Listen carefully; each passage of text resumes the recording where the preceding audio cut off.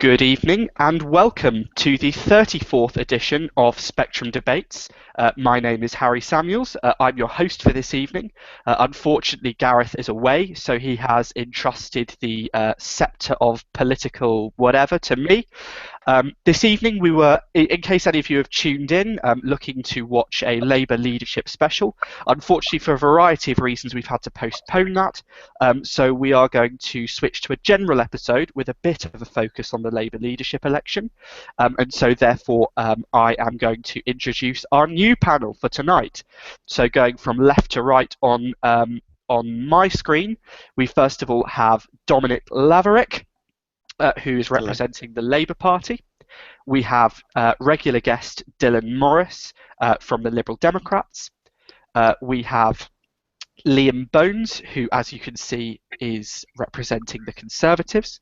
And we have Skylar Baker-Jordan, who is representing... In fact, Skylar, are you a member of a political party over here? No, I'm not. I'm just an American who reports on British politics, and so... Lovely. We have an American who reports on British politics then. So a little bit of a balanced panel. We have the three major parties on, and we have an American, love a bit of American, on this programme. So let's head straight into the first discussion.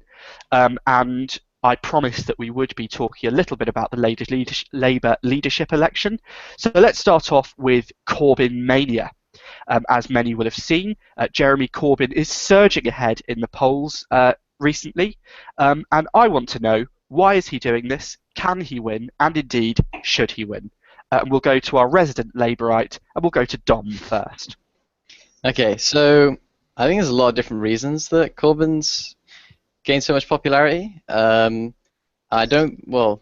people would argue it's his policies, but I don't think many people are really looking into the policy. More people are just looking into wanting to be left-wing. There's a big sentiment that Labour wasn't left-wing enough the last election, and that's why that we didn't win. And so people in the Labour Party who are socialists and believe everyone else should be a socialist are going to support Corbyn, despite the fact that we haven't won an election with a left-wing leader since 1974. I see. So if I could ask a question, why do you think Labour lost in 2015, and why do you think they lost in 2010? We didn't win in 2015 because we didn't give a positive economic narrative, and it wasn't strong enough. People just heard the Tory PR narrative that Labour ruined the economy. The economy's in a mess because of the financial crisis that was caused by Labour, when obviously it wasn't. We didn't seem to have any sort of policy on immigration, which was a major issue. We just seemed to have an open policy, and we also had the wrong leader. Ed Miliband wasn't prime ministerial. He wasn't the choice of the Labour membership. Obviously, they voted for David Miliband and not for him. And that's a combination that's not going to win you a general election. And 2010 was probably just a legacy of Gordon Brown and being in office for 13 years. It's hard to be re-elected when the economy goes bad, as we've seen in every single economic recession in British history. The government usually gets voted out afterwards. Okay, Liam, Dom said there that the reason the Labour Party lost in 2015 was effectively people swallowing Tory PR. What do you have to say to that? Well, I sort of disagree with the point that quite a few people in the Labour Party have made, that the Tories won because Labour lost, which is essentially they're saying that if Labour hadn't have been so bad, the Tories wouldn't have won. So we had good policies, and people voted for those policies. And trying to say that those policies were just irrelevant to our winning is ridiculous, to be honest. I see. That's true. Dom, would you like to come back? Well, yeah, I mean, what policies that were promised in the manifesto have been promised afterwards? Where in the manifesto did it say you're going to sell off 30% share in RBS? Where in the policy did it say you're going to sell off the Royal Bank of Scotland shares, the Post Office shares? Where did it say that you're going to scrap the Human Rights Act? Where did it say, all these policies that have come out after the general election weren't promised in the manifesto? Do you know where it said we would scrap the Human Rights Act? Page 1. It didn't. Yeah, it did. Policy invented afterwards. Well, an interesting debate there, and we're rehashing the 2015 general election. I will come next to Dylan. Dylan, as a Liberal Democrat, what do you think of what's going on here? And do you think that Jeremy Corbyn is going to be the one to lead Labour gloriously into victory in 2020? I don't think he's going to win in 2020 if he gets elected as leader of the Labour Party. I think he'll do a lot better than people think he will. I think people are really downplaying how many people actually agree with a lot of the things he says. He came out with nationalisation of the rails before Burnham did, and then Burnham followed him. It's the same way that Labour and the Tories often get rid of the Liberal Democrats. They'll say, oh, that's actually a good policy, people like that, we're going to steal it. Same with the Tories did with the raising of the income tax threshold. They stole our policy and they got a lot of our base because of it. It's what Burnham and Kendall and Cooper are currently trying to do. I don't think that any leader out of the 4 Labour leadership contenders is going to win in 2020. I think we're going to have another Tory government in 2020. It's a sad truth, but it is a truth. I think that they're currently electing someone who's going to lead them into oblivion, whatever happens. Andy Burnham is boring. He's a Thunderbird. Yvette Cooper looks like is a bit of a wet lettuce. I am supporting her. If I had to choose, I would definitely vote for Yvette. Jeremy Corbyn is extremely left-wing. The only thing that would happen if Corbyn got elected was be another, rehash of this is the defeat of socialism. We will all do what's going to happen when actually socialism does rise every single time and then gets beaten down again. But this time, it's not because people aren't going to like what he's saying. It's because the Tories actually right now are in an extremely strong position. Okay. And where does this leave the Liberal Democrats? Because obviously they've just elected their new leader, Tim Farron. Would one leader be better for the Liberal Democrats than another? Can you envisage a situation if Jeremy Corbyn does win that the Labour Party would split and a sort of reverse 1922 general election would happen? Is there a space for the Liberal Democrats to come in and usurp the Labour Party's position? I think a lot of people in the Liberal Democrats are thinking that the Labour Party are heading for this massive split over who wins, but as we just heard earlier from Dominic, he openly just said they had the wrong leader in the 2015 general election. I can guarantee he still campaigned and voted for them anyway. So people who are in the Labour Party are far more tribal than you'd expect. It doesn't take one leader or one policy to get them to quit, because believe it or not, they do speak about being very moral and things like that. They actually love winning elections. They're very, very addicted to the power. And Dominic has openly said, we had the wrong leader. Those are his exact words, and yet he still campaigned to him. People in the Labour Party are still going to campaign for whoever wins. All these grandstanders saying, I would leave if Corbyn wins. He's so left-wing, it's terrible. No, because they know they've not got a chance anywhere else of getting a majority. So really, no, there's not going to be a massive split. We're not going to have a whole sea of defectors to the Liberal Democrats. All that it's going to do is whoever wins, the Liberal Democrats are going to go to the centre or they're going to go to the left. If Liz Kendall wins, which I don't think she will, but if she does, the Liberal Democrats will go to the left. If Jeremy Corbyn wins, will probably gravitate a bit more towards the centre ground where we're looking for the protest votes, the anti-Tory, anti-Labour votes rather than the pro-Lib Dem votes. Thank you. Skylar, what do you think of what's going on with Corbyn in this country? What do you think of him, first of all? Well, I, in my column for the Gay UK 2 weeks ago, I came out in support of Jeremy Corbyn. I actually think he is, out of the 4 candidates, and I should say the week before this, I did say Corbyn had the electoral relevance and the electability of a Womble. But out of the 4 that we have, he is the best bet. If you look, his popularity isn't surprising considering that a lot of people really do agree with the policies that he's talking about. I think 79% want to scrap Trident. I don't necessarily think that's the best idea, but a lot of people do. 68% said in 2013 that they would renationalize utilities. I think we've something like 6 in 10 Brits said last year in a YouGov poll that they would support renationalizing the rails. So Jeremy's policies are really popular when you talk about them in and of themselves. Jeremy, on the other hand, has a lot of baggage, particularly with the IRA, particularly with Hezbollah, that a lot of people are really, really cautious about that. And he's got that, he represents Islington North.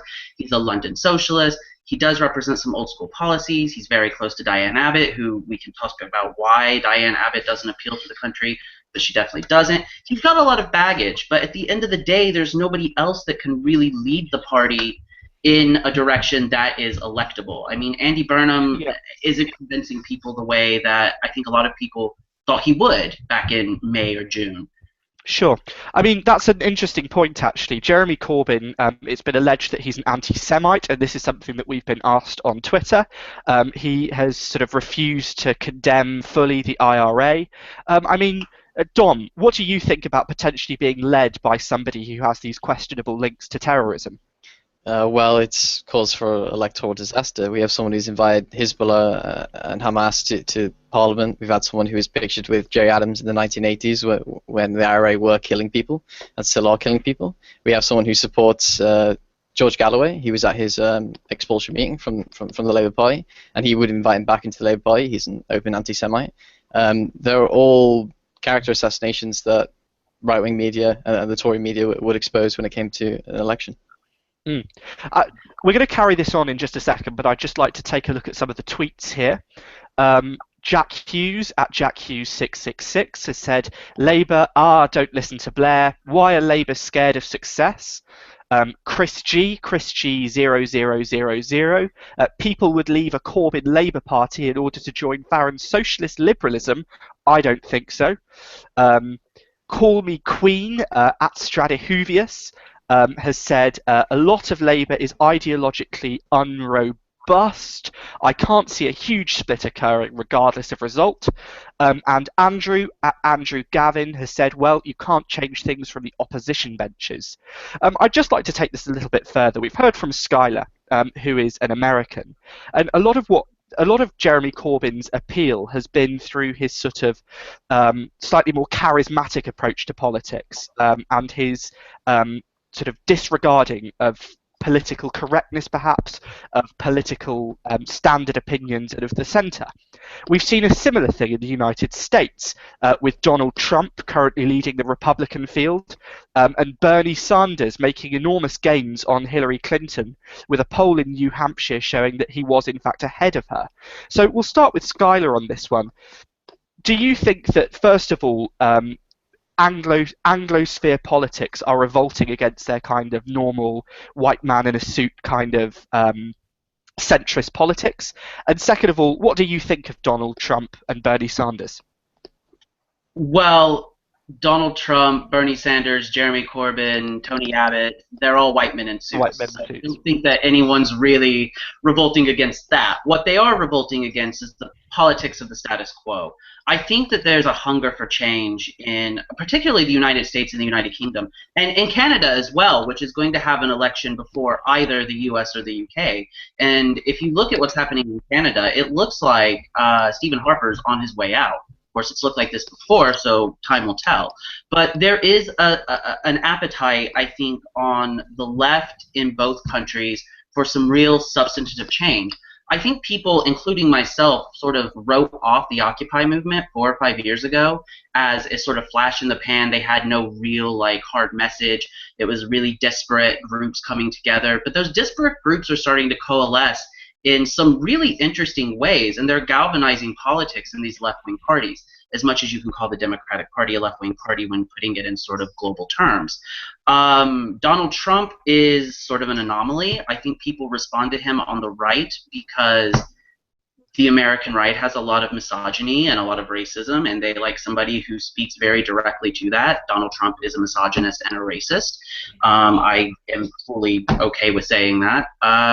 But it is sort of a backlash against these sort of establishment politics. And Donald Trump is almost like the UKIP of America in that he's speaking a really populist rhetoric that appeals to white working class people without them actually understanding that his policies are about as reactionary as it comes. So he really is sort of, I don't want to compare him to Nigel Farage. I actually like Nigel Farage a tad bit better, but he's sort of the answer to UKIP in this country, which UKIP cost Labour the last election, mind. Yeah, and if you had to choose, who would you vote for in the US presidential election? I am not ready to say at this point. Not ready to say. Okay. Liam, what do you think of Donald Trump?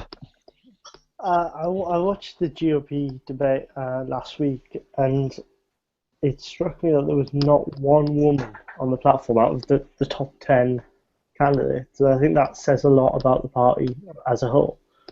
And more generally, Donald Trump strikes me as someone that I would, unlike the last person, I can't remember his name. Yeah, that's the one. Unlike him, I would compare him directly to Nigel Farage because Donald Trump is out there because he says things that no one else wants to say, whereas maybe that doesn't get you into power, but it does get you a lot of press, and that is what the party wants right now, more than anything, I think. Who would you vote for, Liam, in the presidential election? I would vote for Hillary Clinton. You'd vote for Hillary Clinton. Now that's interesting because you're a conservative. So why Clinton? Well, I think more than anything, she has sort of the statesmanship that some of the other candidates don't have. I quite like her character more than anything.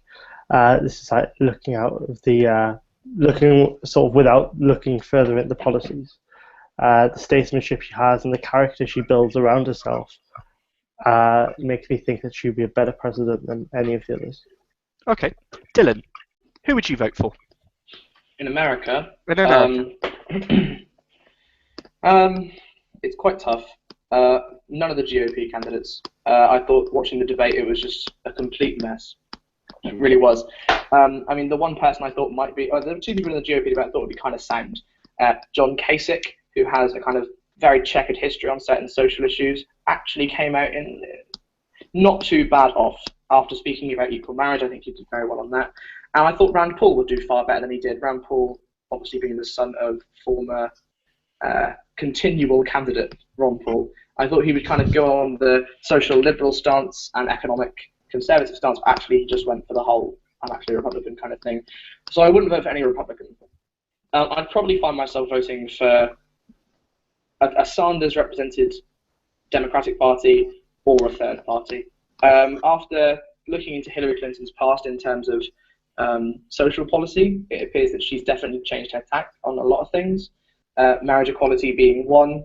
And so I think that probably Bernie Sanders is the closest to my views in America, because even though he's seen over there as a raving socialist, actually he's not all that left-wing. He's just left-wing relatively.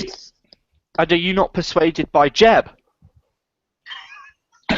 No, I'm not persuaded by Jeb. No, I'm not at all. I think he's just another Bush. He's just another Bush. And as we know, on Spectrum debates, we don't like just another Bush. We don't like Bushes. No, that's right. Dom, what do you think of the American American presidential election? I don't think it's particularly inspiring. I think whichever candidate wins, it's not going to be a great presidential election. I don't think any of the GOP candidates are particularly inspiring. After watching that debate, it was fairly depressing hearing some of the things that they did say. I think Donald Trump works in the same way as Nigel Farage, being a populist. But I also think Bernie Sanders isn't particularly left-wing. The stuff he is saying isn't particularly left-wing. So if I had to vote, I would vote probably for the Socialist Party USA. I don't think Bernie Sanders, obviously, as people have already said, that he's only left-wing relatively in American terms.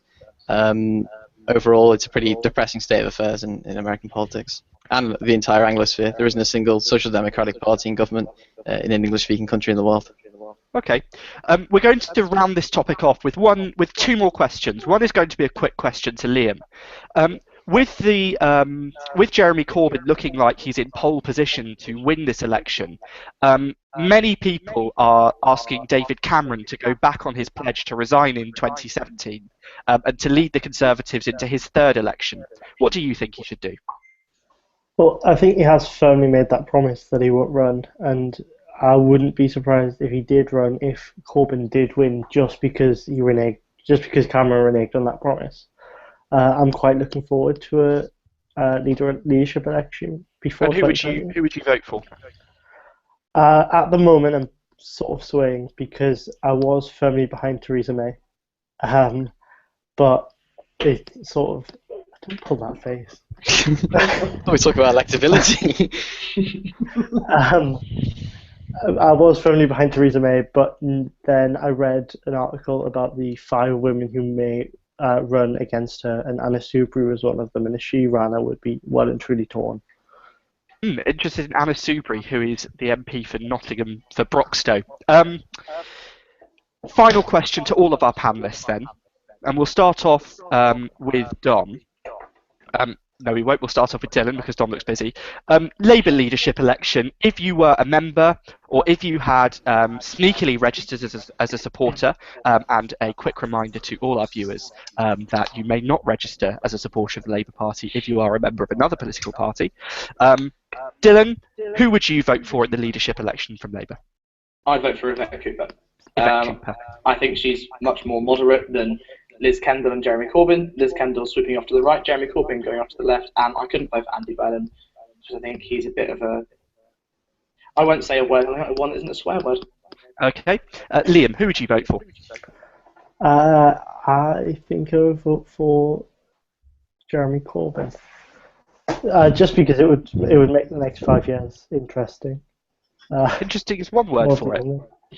It. Skylar, are you going to carry on supporting Corbyn? I am. Jeremy Corbyn is my top choice. Yvette Cooper would be my second choice. Okay, and finally, Dom, who would you support, or who are you supporting in the Labour leadership election? Supporting Liz Kendall, based purely on the fact that we have to move to the centre if we want to win the next general election. Last time we won the general election was with a leader who moved towards the centre, and Liz Kendall's the only leader in the current leadership election who's offering that. Finally, someone talking sense. So let's take a look at some of the tweets we've had so far on this topic. We've got Salman Anwar at Amazing Anwar has said Theresa Bay. I've got my feed has stopped. Oh, here we go. We're back. Leon French has said many people are asking David Cameron to run in 2020. Who? We've got Tom McGrath at TSJ McGrath. How can anyone be firmly behind Theresa May? And Stuart J. Or if Corbyn wins, I could lead the Tory party in 2020 and win. Thank you all very much for those comments on that topic. And we're now going to move on.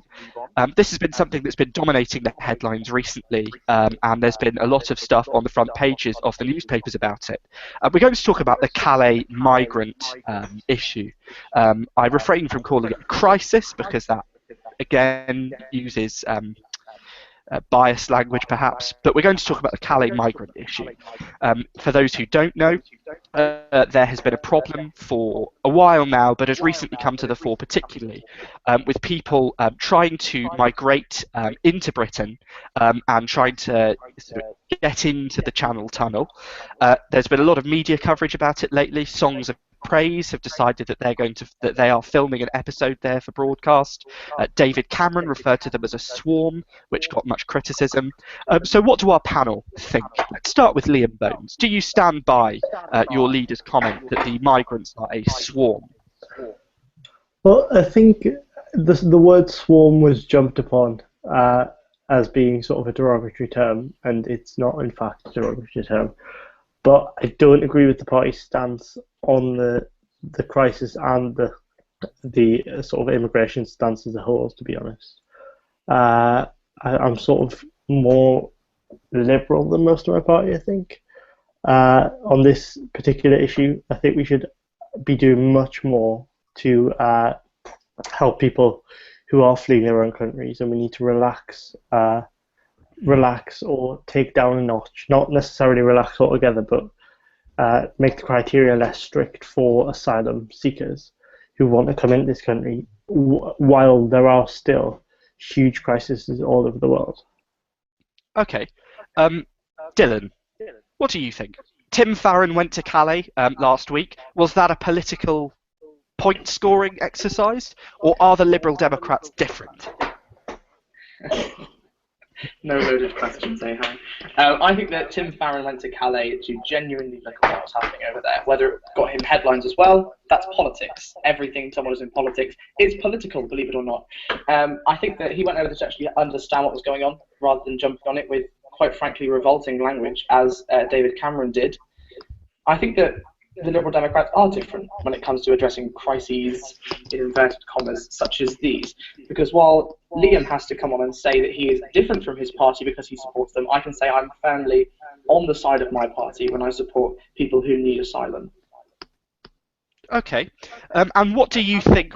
Obviously, it's a problem that there are lots of them there living in perhaps squalid conditions, and it's a problem Europe-wide. We heard that there was a lot going on the Greek islands recently, and the Greek government saying that they can't cope. So, what can you propose a general solution to this situation? Do you think anything should be done? And yeah, solutions. A whole solution to an entire migrant crisis that's stumping millions of people worldwide. I haven't got a solution. No, I haven't. But I think that if every single country in Europe truly pulled its weight in terms of taking the load of migrants that we are supposed to be taking, then it would probably alleviate it somewhat. Unfortunately, we are not one of the countries that is pulling its weight in taking our load of migrants. But that's probably David Cameron's fault. Okay, thank you very much. Dom, what do you think about the migrant situation in Calais?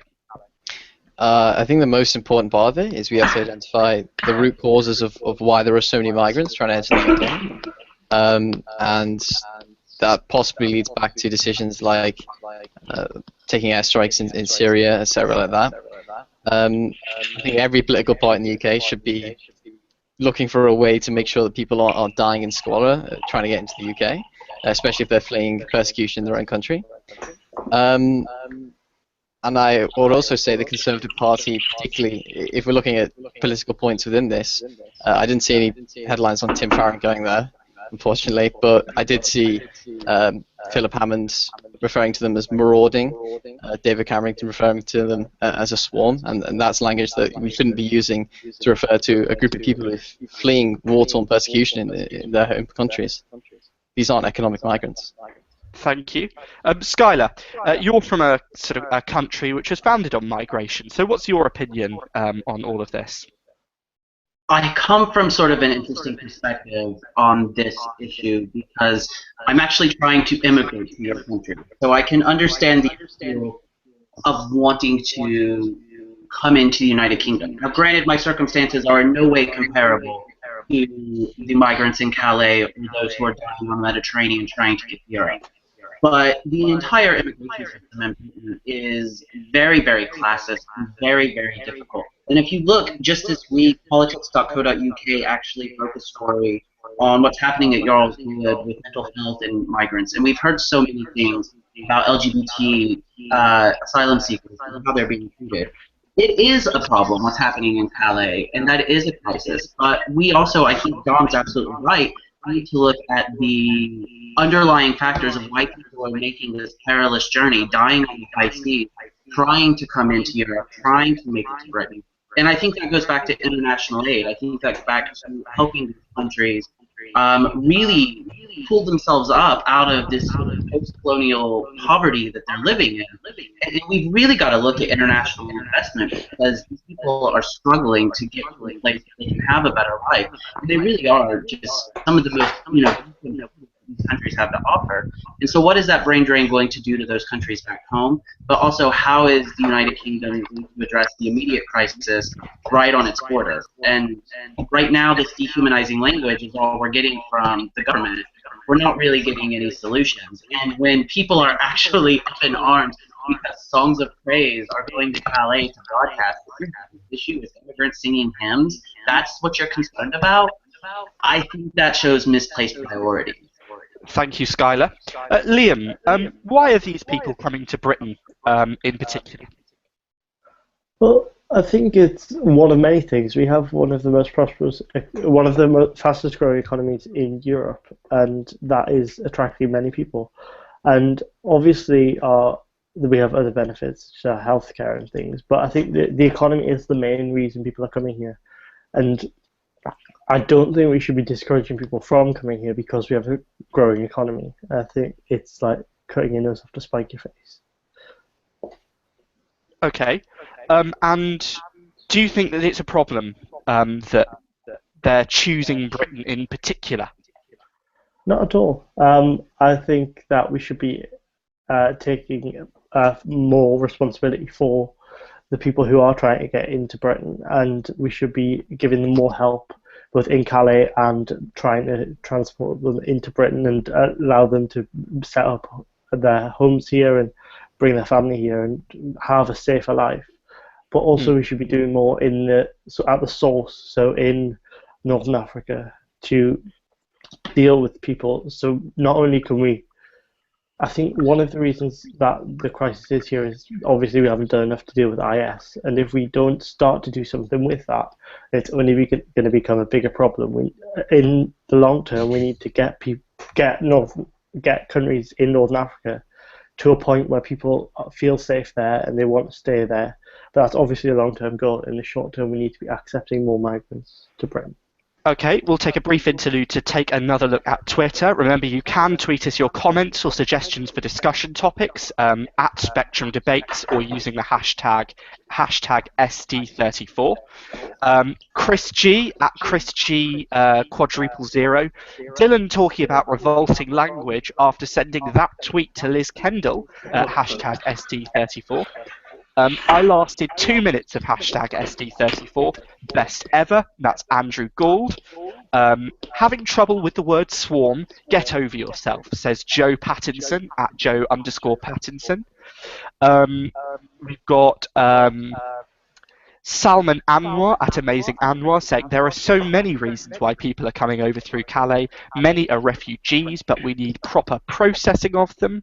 And we have Sejanus and our favourite tweeter at Marsman Talk saying all been taken in by swarm, deliberate by DC to get left up in arms, thus making his base think he's hardline when he's gonna do nout. Interesting comment there from Marsman Talk. Let's continue. Can I quickly come back on something very, very quickly?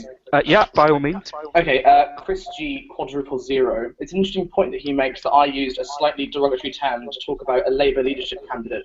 I'm not the Prime Minister. I don't represent the country on the world stage. David Cameron does. I'm at liberty to use whatever words I wish to use to describe whoever I want, as long as it's not punishable by law. However, David Cameron, if he says something like swarm to describe migrants, he's going to get picked up on it. I've been picked up on that word by Louise Mensch, who called me a misogynistic Corbyn supporter, which was great. Another journalist who also called me a misogynistic Corbyn supporter. I've been picked up enough on that. David Cameron, people are wanting to ignore his derogatory language and to use me as an excuse to let David Cameron use whatever words he wants to represent us on the world stage is a bit of a cop-out, don't you think? Feel free to reply on Twitter. Thank you for that comment, Dylan. Question now. Dom, should we send in the army? Absolutely not. It's France. It's in Calais, and it's nothing to do with the British Army. Shouldn't be going into another sovereign nation. Okay, Dylan, do you think we should send in the army? No, I don't think we should send the army at all. I think the solution is the opposite of sending in the army. It's embracing migration rather than punishing it and sending in things like the army to deal with people who are just looking for a better life. Liam, should we send in the army? Kind of. There's a point where in Calais there's a tiny bit of British territory once you pass border control, and that part should be guarded by the British Army. And I see the point which was just made that it's French territory, but that once they pass the border, they are technically in Britain. So we need to sort of protect that bit if we are going to take a hard stance on it. But as I outlined earlier, I still think we should. Okay, and Skylar, should we send in the army to Calais? If the French requested peacekeeping or policing assistance, then yes, absolutely, I think we should help. But I don't think that the army is the answer here. Okay, thank you very much. That's where we're going to leave this topic on the Calais problem. We're going to return very quickly to the tweets before moving on to our next topic. Andrew at Andrew Gould has said, maybe one day I'll guest and just try answering passionately in Kylie lyrics till someone kicks me off. Hashtag ST34. Matthew Thomas at MRT95_ says they're not economic migrants, so they just appeared in Calais without crossing any safe countries first then. A fridge on drugs at Blue Liberal 1 has said, migrant speak English. They want somewhere that speaks English. And Salman Anwar at Amazing Anwar says, can I just say Arab Marshall Plan in it at ST34? And finally, James Higgins at JS Higgins _ says, we need to be focusing on issues at home, not at our front door. Okay. So we're now going to move on to the tube strikes. And for those of you, again, who don't know, the Transport for London has been renegotiating tube drivers' contracts to enable it to offer nighttime tube services.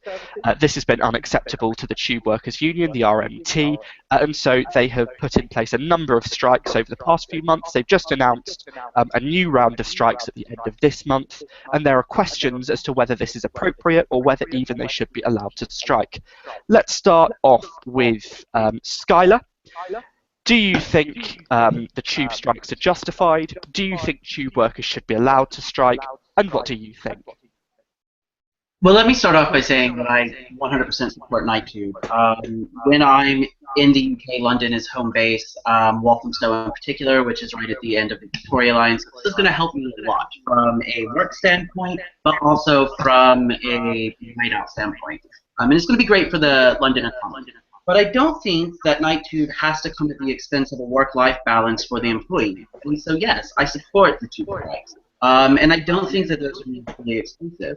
I think that if you're going to talk about what's good for the London economy, night tube is that, but you can't do that at the expense of the workers, many of whom are already having to work weekends and write irregular hours at the expense of their families and their friends and their mental well-being. And so that's really, really important for us to sort of strike this balance. And I live in a country where public transit workers can't strike. At least in New York and Chicago, they don't have that ability, to my knowledge. And you see what happens with when these workers can't unionize. For example, about a year and a half ago at O'Hare Airport, an overworked train driver crashed into the platform. Thankfully, no one was killed. But what came to light was that there were some reprehensible working conditions for our train conductors here in Chicago. Thankfully, we don't have that in London, because unions have been able to prevent that. So yeah. Okay.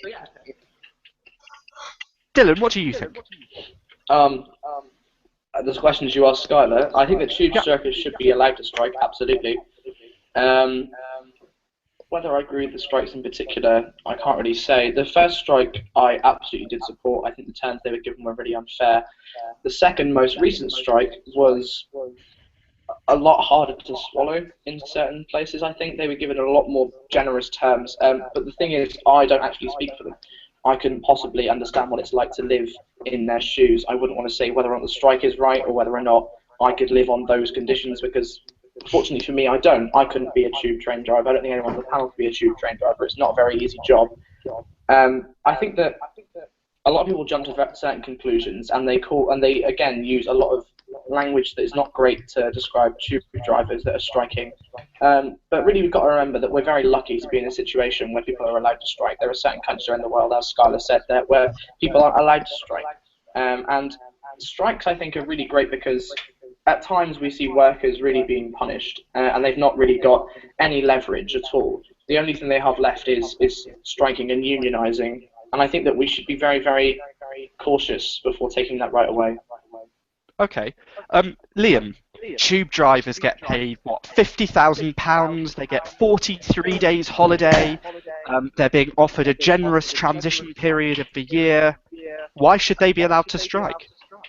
They shouldn't. I think the tube should be now classed as an essential service. It should have been for quite a while back.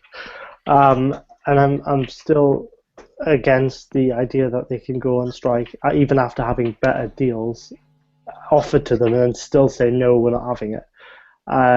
In regards specifically to the tube, I think we should start the process of automating it. It works on the London Overground. Why couldn't it work on the Underground? Okay, and a sort of an incidental issue to this. Do you think the news focus on the tube betrays a massive London centrism in the country? And do you think that most people actually don't care?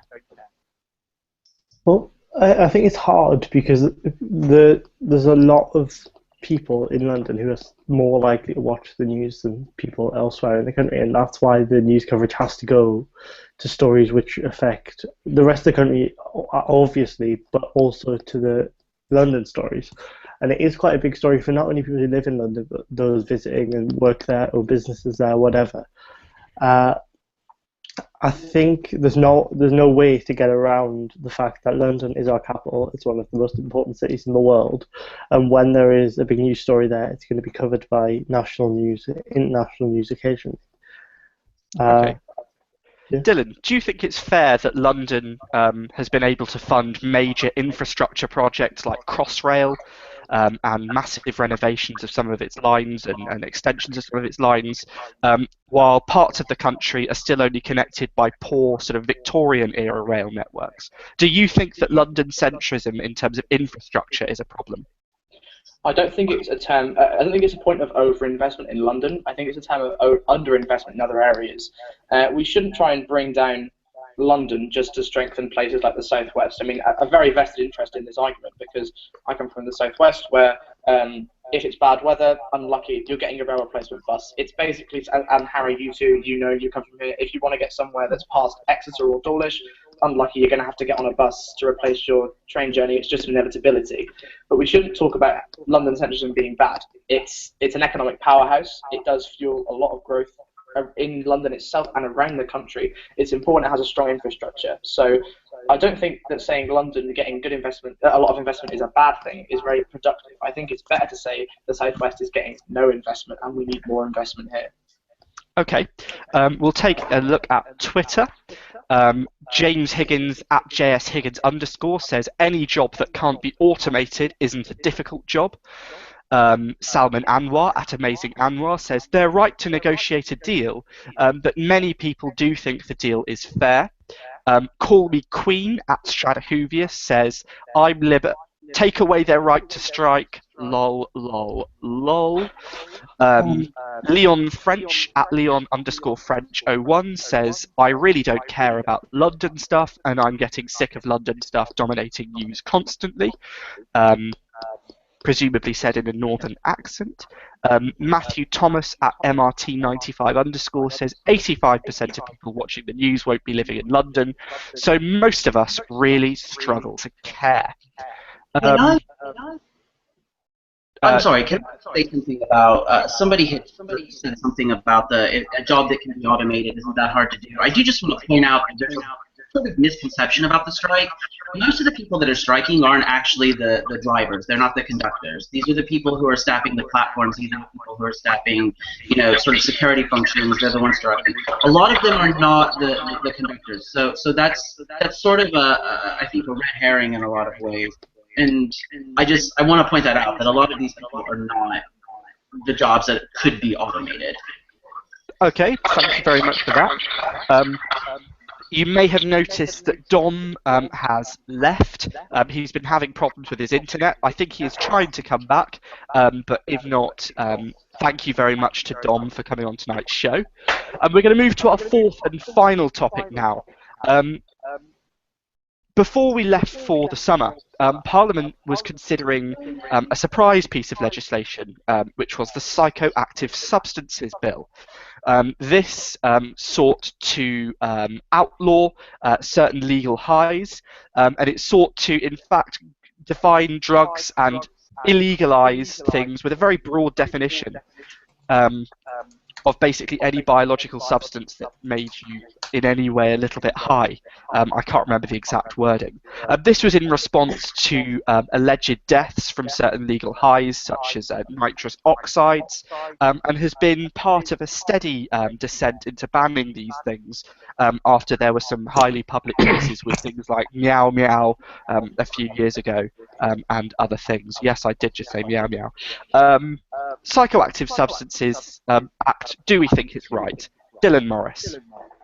Oh yeah, absolutely. Ban everything. No, of course I don't. I don't think it's right whatsoever. It's another jewel in the crown of Theresa May's authoritarian regime at the Home Department. I think it's horrendous, and it's very, very typical of the fact that when they don't understand something, they don't step back and say, let's consult with people, let's consider the effects of this bill. They say, actually, we'll legislate anyway. It's not going to affect us. Let's just do it. And that's exactly what they did with this. And then the thing is, they'll come back from recess, it'll be considered again, it'll probably pass. It'll probably pass. We're going to see another change in the drug laws that are really going to push towards, more and more people being penalised for things they're not doing anything wrong, they're just having a bit of fun in their own spare time, and yet now they're being sent to prison, or they're being sentenced with massive fines. And it's just another thing that shows that governments are usually out of touch with the people that take drugs. People at the very top may take them when they're younger, might not inhale, but they take them when they're younger, but then when they get older they want to legislate on it, and they always get it wrong. They always get it wrong. And it's the kind of thing that is very, very nuanced, and you see people who are otherwise law-abiding citizens being thrown in jail or being penalised for something they're not actually, it's not affecting anyone else. Okay. Liam Bones, the psychoactive substances bill, what do you think? I'm in favour of it because I'm generally in favour of the drug laws we have at the moment, but the increasing number of deaths because of so-called legal highs is worrying to the government, and that is why it has been brought in. And obviously there are concerns that it just sort of makes any substance one amendment away from being illegal. But I think that's ridiculous to stop a whole bill because of that. I think we have to do something, and the only way I can see it being legislated against is a blanket ban with exceptions, and that's how it's going to work. Okay. Now, Liam, you have described yourself in the past as more socially liberal, perhaps, than your colleagues in the Conservative Party. My question to you is, if you are more socially liberal, why should you stop people doing things to their own body if they understand the risks and want to do it? I'm in some part more socially liberal, but not on the most part. But to answer your question, because the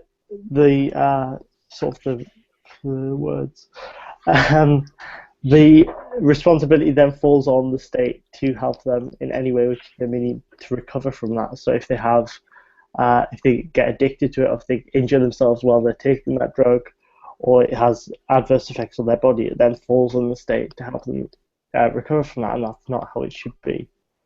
Okay. Skylar. Can I ask a quick question before you go to Skylar, if that's okay? Of course, Dylan. So is that any self-inflicted illness or disease shouldn't be dealt with by the state? Is that your view? And if it must be dealt with by the state, instead it should be banned? No, well, personally, I believe that if you have a self-inflicted illness due to substance which you've taken, so if it's alcohol, tobacco, or any other illegal drug which is already illegal, then you should pay for the medical healthcare yourself. That's my personal opinion, but we should keep the drug laws we have and extend them to drugs which are harming people's bodies, because people associate, so when they're called legal highs, people associate the word legal with safe, and that's not the case in a lot of the situations which legal highs come about, and it's putting lives at risk. In last year, 97 people died because of legal highs because they think it's safe. And I know it's probably a lot more for alcohol and tobacco, but the point is that alcohol and tobacco are widely used, and we know the risks that are there. We don't know the long-term risks for legal highs. We do know the risk with things like cocaine, though. We know the risks with those things, and yet you still want to keep them banned. Why is that? Because words. No, surely it's a question of principle or practice. Practice is, they're widely used already, there's no point banning them. Principle is, they should be banned because they're a drain on the state. I'm going to interject here so that we don't have so that we can include Skylar in this, because Skylar, you're from the USA. which, because of its federal system, can actually take internal examples of where drug policy has worked and gradually legalise them throughout the states. And so most recently, in my reckoning, we've seen places like Colorado and Washington legalise marijuana. So what do you think of this issue? Should drugs be legalised, or should we introduce further legislation, such as the Psychoactive Substances Bill, to get rid of them? Both. Both. So here's the thing: is I don't think that I think we're going in the wrong direction here. I definitely think we should decriminalize drugs. I think that we've seen examples in Portugal, for example, of how that really helps get people into treatment, and we need to really be focusing on treatment and on recovery as opposed to further punishment. With legal highs, it's a little bit different. I think how do you spread that message? How do you get that information out? I don't have the answers to that. But I definitely think it goes in the wrong direction, and I also think that it's incredibly broad. I mean, the list of things that could potentially be banned under this bill is just astronomically long. And there was a really great headline a couple months ago, I can't remember where it was, that said Theresa May wants to ban fun, and that's basically what it is. I mean, all of these fun things, from poppers to whatever else that are used pretty innocuously, could potentially be banned. And I'm not sure that this sort of overarching legislation is good for the country, and I definitely think that we're moving in the wrong direction when we really need to be addressing issues of recovery and issues of healthcare for drug users. You don't want to penalize them anymore. Okay. Now, Liam mentioned back in the first topic that he'd be interested perhaps in voting for Theresa May as the next leader of the Conservative Party. And I'd just like to ask a question. Liam, how far do you think this legislation is part of Theresa May's quest to be the most authoritarian woman on the planet? And would you be comfortable being led by a woman who puts the Stasi to shame? Well, I think a lot of the things which come through the Home Office are directly given to Theresa May, and they're said like this is Theresa May's policy, where in fact it's not. She is given policies by the leadership, and they are given policies by supposedly the public, but mainly so we pander to other parties to get their vote, and that's not how it should be, but that's how it is. Theresa May is given policies, she puts them through. That's how it works. So this isn't necessarily what she wants to do, but what she's been given to do if she wants to keep her leadership prospects in place. Okay, we're going to have a look at Twitter again. We have the real Flynn Shady at Scottish Scouse says, next to no deaths with legal highs compared to alcohol or tobacco, this bill is a terrible bill. All I have to say on the issue. Call Me Queen at Stratahuvius has said, funny how the right words appear. Oh, hang on a sec. I have accidentally clicked off. There we go. Funny how the right words just happen to fail people right when their arguments have been deeply undermined. Josh at Josh Aaron R has said, do people turn to legal highs? Effects unknown, because other drugs which could be safer are illegal. And Nathaniel Higgins at Nat Huggins, the irony of blocking hundreds of harmless drugs while we allow alcohol and tobacco to be legal is just beyond me. So we're going to go to all of our panelists for one final comment, if any of them have any, on this issue. Anybody want to say anything before we finish? Don't do drugs. Yeah. Don't do Skylar says don't do drugs. Okay, so that is Spectrum Debates 34 drawing to an end. I'd like to thank all of our panelists, and I'd also like to include Dom, who unfortunately had to leave early. Next week, either Gareth will be back or there'll be a different host. I'm not quite sure, but make sure you tune in to us examining issues more closely than GCHQ spying on your emails, where we will be like Gandalf, waving our staff at the Balrog of political difficulty, and join us again with followers more prolific and fanatical than Jeremy Corbyn supporters on Twitter. With that, Spectrum Debates 34 ended. I was Harry Samuels, your host. Thank you very much.